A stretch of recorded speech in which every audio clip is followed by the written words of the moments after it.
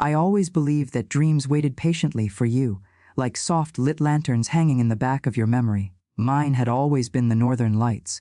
I used to tell my daughter Marissa that one day I'd stand under that great shimmering sky, wrapped in wool and wonder. She'd nod politely, the way children do when they think their parents are being sentimental again. I never expected anything to come of it.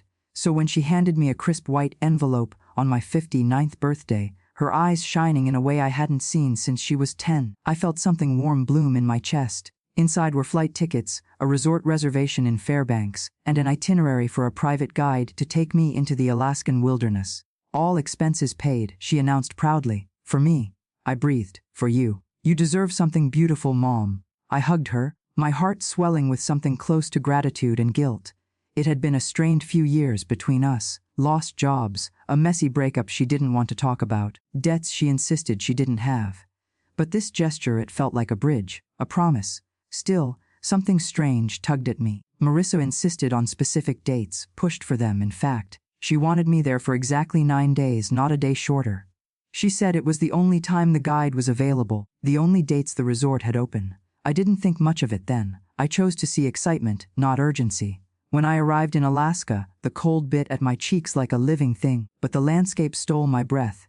Endless snow stretching into a horizon of blue shadows, pines frozen in mid-sway, a sky so wide it made you feel small and eternal at once. My guide, Calder, was a tall, quiet man with glacier-colored eyes and a beard that looked carved from the tundra. He greeted me with a polite nod, though something in his gaze lingered a bit too long. Curiosity, calculation. I brushed off the feeling. He was probably just assessing whether this middle-aged tourist would survive a snowshoe walk. Over the next few days, he took me into the heart of the wilderness. The auroras danced twice, green ribbons unfurling across the sky like celestial silk. I cried both times. Calder didn't comment. He simply stood a few feet away, watching me with that same unreadable expression. But little things began to unsettle me. The first moment came on the third night, when he suggested we take an off-trail route along an ice cliff. The wind was howling, and the snow was piling fast. I hesitated. Is it safe? I asked. It will be, he answered. Not is, but will be, and the way he said it chilled me more than the storm. Another moment he kept asking about my daily schedule.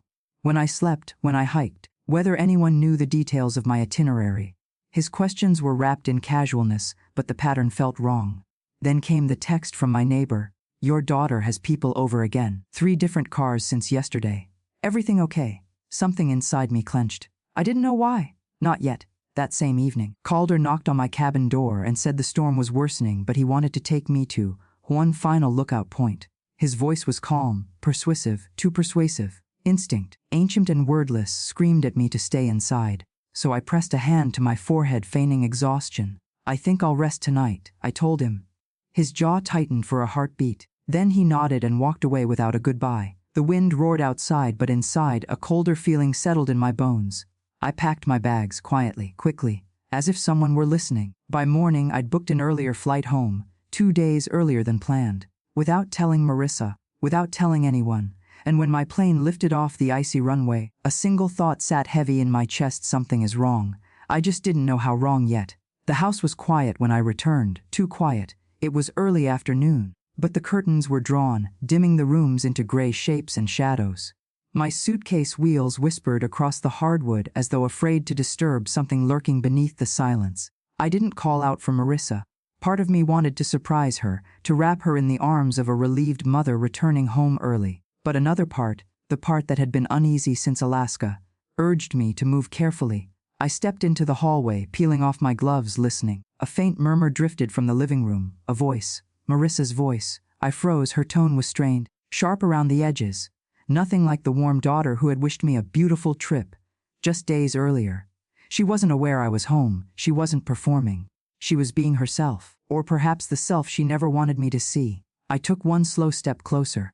No, listen. She hissed into the phone. He said he would do it during the storm. My blood stilled. My fingers curled instinctively around the strap of my bag. He knows the area. He said the ice shelf looks unstable enough. He just gives her a little nudge, makes it look like she slipped.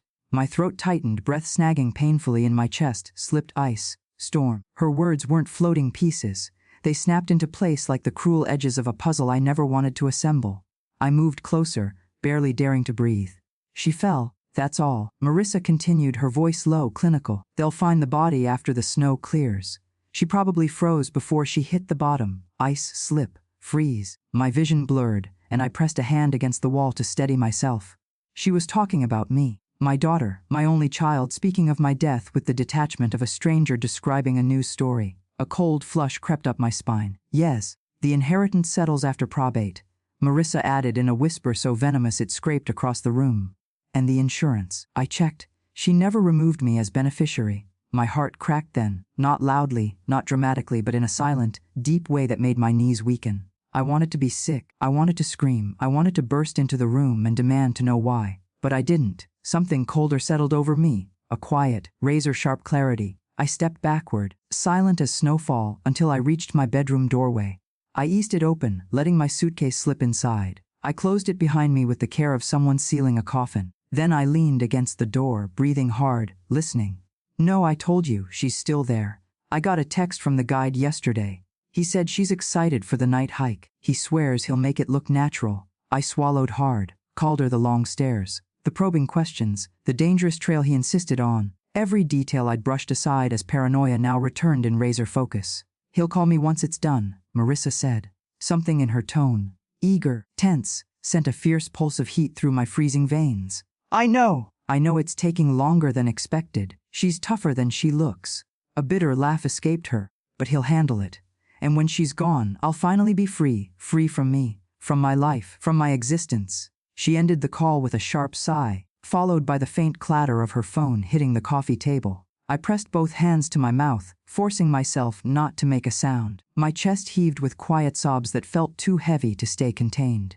My daughter, the baby I rocked to sleep, the girl I held after nightmares, the teenager whose heart I patched together after her first breakup, had plotted my death with a stranger over the phone. But after the first wave of grief crashed over me, something else rose in its place. Calm, cold, calculating calm.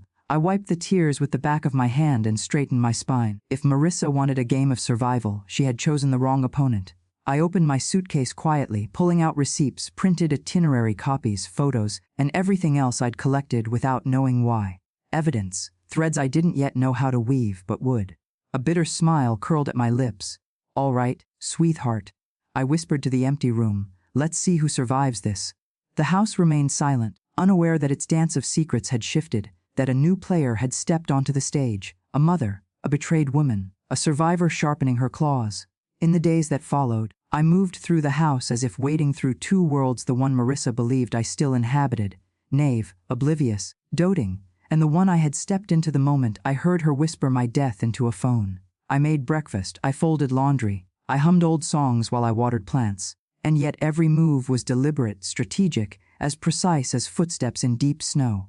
Marissa watched me like a hawk. She didn't know I'd overheard her, but something in her instinct must have felt disturbed. Maybe she sensed the shift in me, even though I hid it behind smiles warm enough to burn. Mom, she asked one morning, eyes tight with suspicion. Why did you come home early again? I turned from the stove, spatula in hand. Oh, sweetheart, the storm got bad. The guide canceled most of the outings. I figured I'd rather be home. I even laughed. Besides, I wanted to surprise you. Her gaze lingered too long. The corners of her mouth twitched with a frustration she worked hard to bury.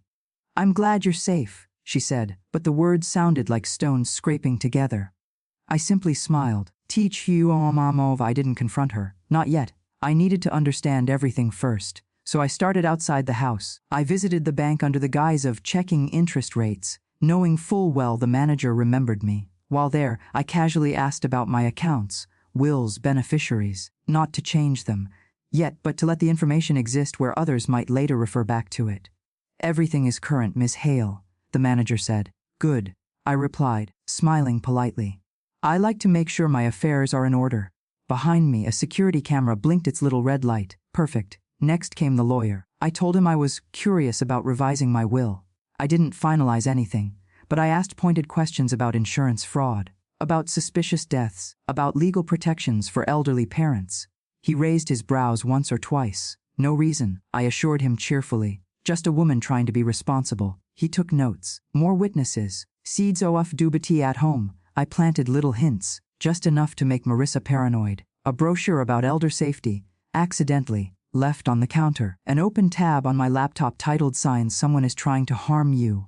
A sticky note on the fridge, must update documents. The moment she saw it, she flinched. Good. And every now and then, I dropped a line that made her freeze. Like the night we watched a documentary about glacier expeditions. When the narrator mentioned deaths caused by hidden crevices, I said softly, terrifying how easy it is to push someone off the edge. One wrong step, and gone. She turned to look at me sharply, eyes narrowing. I sipped my tea. Falalomen tea manuai. Her fear didn't stop her from continuing her scheme. It only made her sloppy. One evening, she left her purse open on the dining table. A bank receipt peeked out, large withdrawals she couldn't possibly afford. Then a text message from an unknown number lit up her phone. A man. Pressure. It snapped into place like a trap. I took a photo and slipped out of the room before she returned. Tichi Menbi Chi Mardr. I contacted the Alaska authorities discreetly, telling them I felt uneasy about my guide. What they found shocked even me. Calder had been paid through an account linked to a prepaid card. The card had been purchased in my city, at a store near our house. Marissa didn't know digital footprints lasted longer than footprints in snow. The officer on the phone asked, "Ma'am, do you need protection?" "Not yet," I said calmly. I could almost feel his confusion through the line. Unravel. Marissa began stumbling through her lies. She jumped when doors closed. She watched me as I cooked, as if expecting me to announce something. One night, she approached me hesitantly. "Mom, have you been feeling okay? You seem different." I looked up from my knitting, my smile slow and deliberate. "Do I? Maybe Alaska changed me. The cold teaches you things." "What things?" she whispered. "That ice remembers," I said softly. "Everything we step on, everything we hide beneath it." Her face went pale, and in that moment, I knew she was close to breaking. But I needed her to break on my terms, in front of witnesses, with evidence, with the truth echoing off the walls around her. So I began preparing the final act, a trip, a trap, a lesson, a reckoning only a mother could deliver. And Marissa, my sweet, bitter girl, had no idea the game had already shifted completely out of her control.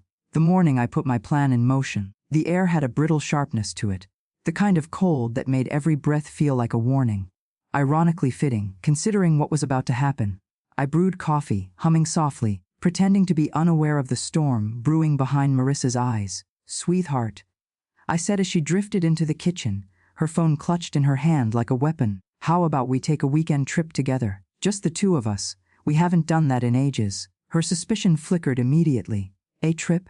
Now?" "Yes." I sort of healing retreat. I sipped from my mug. "The mountains are beautiful this time of year. Peaceful." I thought a little mother-daughter time might help us reconnect. I could almost hear her thoughts scrambling. Why now? Did Mom hear something? Does she know? But she couldn't refuse. Not without looking guilty. And she needed me alive, at least long enough to figure out if Calder had failed or if I had grown suspicious. So she forced a tight smile. "That sounds nice." What she didn't know was that I had contacted authorities earlier that morning. Not with accusations, just a suggestion. "I think someone might be trying to harm me," I'd told the detective. "But I'd like to gather a few more details before I file a formal report." A pause on the other end. "Do you need an officer nearby?" "Yes," I said. "Just not visibly." Muintien retuate. We drove up the wending roads, the trees closing around us like watchful witnesses. The cabin I'd rented was small, rustic, perched near a frozen overlook that mirrored the cliff in Alaska. A deliberate choice. Inside, I lit a fire, brewed tea, and laid out snacks. Everything cozy, everything inviting, everything staged. The detective and two officers were hidden in a service shed down the slope, listening through a wire I had planted beneath the table. They were waiting for something undeniable, something that could not be twisted or excused. And Marissa, my daughter, my betrayer, walked right into the stage I'd prepared for her. She sat by the fire, her fingers trembling as she toyed with her mug. "Mom, you've been acting strange." "Have I?" I settled across from her. "Or have I simply been paying attention?" Her eyes widened. "Paying attention to what?" "To you." Silence cracked through the room like ice splitting. I leaned in. "Marissa, what did you expect would happen up in Alaska?" She froze. Every muscle in her body became a taut wire. "What? What are you talking about?" I tilted my head. "The storm, the ice cliff, the guide who insisted on taking me out at night." I smiled sadly. "Tell me something. Did you imagine them finding my body frozen at the bottom? Or did you picture a closed casket funeral?" Her breath hitched, barely audible but enough. I don't know what you're—" "Stop." My voice cracked like a whip. I heard you. That day I came home early. Her face drained of all color. You said he'd make it look like an accident. You said I'd freeze. You said you'd be free. Her lips parted, but no sound came out. Tears welled up, fear, not guilt. You don't understand, she whispered. I didn't have a choice. Everyone has a choice, I said softly. You chose to kill your mother. She broke then, words spilling out like a dam bursting. I was drowning in debt. They threatened me, Mom. They said if I didn't pay back the money, they'd come after me. I didn't mean for it to go this far. The confession poured out of her in jagged pieces, the loan sharks. The boyfriend who pushed her, the desperation, the plan, the payment to Calder. The officers outside would hear all of it. Finally, she collapsed into sobs. I'm sorry, I'm so sorry, I didn't know what else to do. I stood slowly, my legs steady beneath me. I would have helped you. I murmured. I would have done anything for you. But you wanted my death more than my hand. Footsteps sounded outside. Marissa looked up, confused, then terrified as the cabin door burst open and officers stepped inside, badges shining like judgment. Marissa Hale, the detective said firmly. She screamed. Raw, hysterical. Mom, you set me up! You tricked me! I stepped back, letting the officers take her arms. You taught me betrayal, sweetheart, I said softly. I only returned the lesson. They led her out into the cold. I walked to the overlook, the frozen world stretching beneath me. The sky above shimmered with faint green light, as if the northern lights had followed me home. For the first time in weeks, I breathed without fear. The ice had not taken me, and I would make sure it never took another piece of my life again.